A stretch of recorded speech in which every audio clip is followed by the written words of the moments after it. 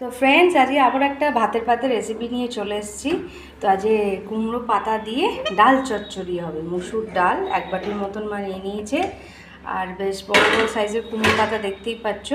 ভালোভাবে মা ধুয়ে নিয়েছে নুন জলে। আর এদিকে আছে একটা গোটা বড় সাইজের পেঁয়াজ, কাঁচা লঙ্কা কুচোনো, এদিকে নুন, এখানে অল্প স্বাদ মতন চিনি আর সর্ষের তেলে রান্নাটা হবে। তো চলো আজ তোমাদের এই ডাল চচ্চড়িটা দেখানো হোক কুমড়ো পাতা দিয়ে।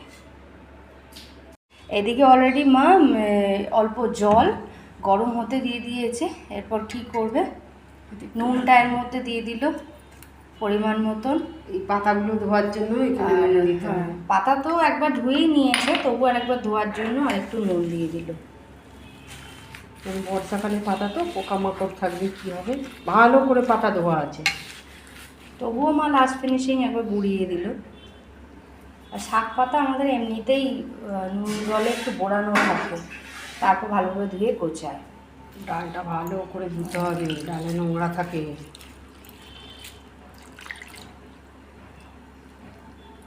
ডালটাও ধুয়ে দেবে, পাতাগুলো ধুয়ে নিক। ধোয়া আছে আমি জাস্ট এইখানে মা কুচিয়ে দেবে সাথে সাথে।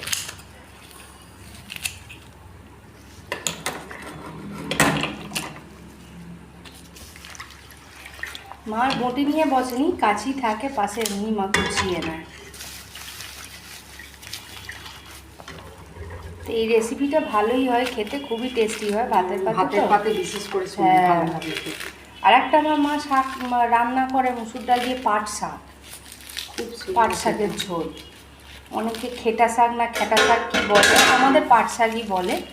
হ্যাঁ, এক এক রকম নাম আছে, এক একজন এক এক রকম নাম দেয়। তো মা এবার নুন জলেতে ভালোভাবে, তো এদিকে অনেকটা সেদ্ধ হয়েছে পাতাটা। এরপর মা মুসুর ডালটা দিয়ে দেবে। জল দিলে চলবে না, বেশি জল দিলে চলবে না। আর একটু সর্ষের তেল দিয়ে দিলাম, একটু আর সামান্য স্বাদ মতন চিনি, অল্প স্বাদ বাড়ানোর জন্য। আর এখানে দিলাম কাঁচা লঙ্কা আর পেঁয়াজ দিয়ে এবার ঢেকে দেবে, ঢেকে দিতে হবে। তো ফাইনালি ডাল চচ্চড়ি মানে কুমড়ো পাতা দিয়ে ডাল চচ্চড়ি রেডি। তো এটা 15 মিনিট ধরে ধিমে আঁচে হতে হবে, তবে টেস্টটা লাগবে। আর ওপরে একটু কাঁচা সর্ষের তেল। আমি তো খাবো এই ডাল চচ্চড়িটা গরম গরম ভাত, আলু ভাতের ঘিয়ের সঙ্গে। তো তোমরাও এইভাবে খেয়ে দেখো, দুর্দান্ত খেতে লাগবে, অদ্ভুত টেস্ট। বাঙালিদের ঘরে ঘরে এরম খাওয়াটাই বেশি হয়, আমাদের বেশিরভাগটা এইরকম হয়। আমি বিশেষ করে ভালোবাসি মায়ের হাতে। তো চলো, আমার মা যেরকম বানালো এরকম বানিয়ে দেখো, আশা করি ভালো লাগবে।